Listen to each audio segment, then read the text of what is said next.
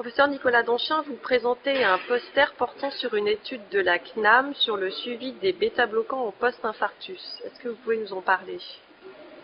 Oui, c'est une étude qui part des données de prescription, ou plus exactement de remboursement, qui sont disponibles à la CNAM. Alors ce que nous avons fait, c'est assez simple. Nous avons collecté une cohorte de patients pendant le premier semestre de 2006, et puis on a regardé l'état de leur prescription 6 mois après leur infarctus du myocarde. Et ce que l'on a voulu voir dans ce travail, c'était si les bêta-bloquants, si l'adhérence au traitement bêta-bloquant, c'est-à-dire le fait de bien prendre régulièrement son traitement, avait un impact sur la survie chez des patients qui par ailleurs étaient bien traités, puisqu'on a choisi 8000 patients qui recevaient un traitement par statine et qui prenaient régulièrement leur traitement par statine.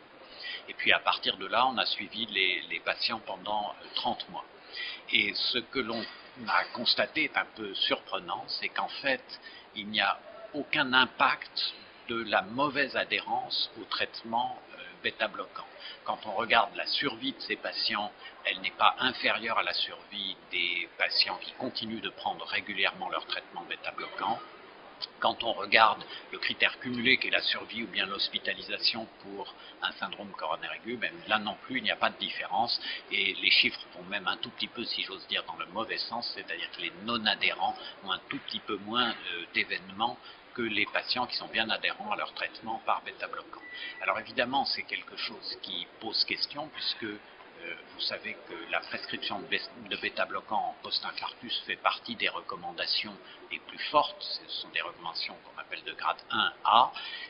Mais en réalité, si on réfléchit bien, ces recommandations sont établies à partir d'études nombreuses, bien faites, et qui ont été réalisées il y a extrêmement longtemps, il y a 25-30 ans, à une époque où il n'y avait pas de traitement de reperfusion de l'infarctus du myocarde et où on ne prescrivait pas non plus les autres traitements recommandés, tant les antithrombotiques comme l'aspirine, qui étaient prescrits de façon un peu épisodique, que surtout les médicaments hypolipémiants. Les statines n'étaient pratiquement jamais prescrites ou n'existaient même pas dans certains de ces essais. Il n'y avait pas non plus de prescription large d'inhibiteurs de l'enzyme de conversion. Donc finalement, on est en droit, alors il faut être évidemment très, très prudent puisque ce sont des données d'observation, on n'a pas du tout la capacité ni la volonté de dire que les bêta-bloquants sont inutiles en post-infarctus, mais je crois que ça pose la question et que ça invite à essayer de faire des études, cette fois-là prospectives, supplémentaires, pour voir si chez des patients contemporains traités de façon optimale actuellement, en particulier avec les statines, les IEC, les traitements anti-agrégants plaquettaires, eh bien s'il est absolument nécessaire chez tous ces patients de prescrire des bêta-bloquants après leur infarctus, et c'est véritablement la question qui se pose à la suite de ce travail. Je vous remercie.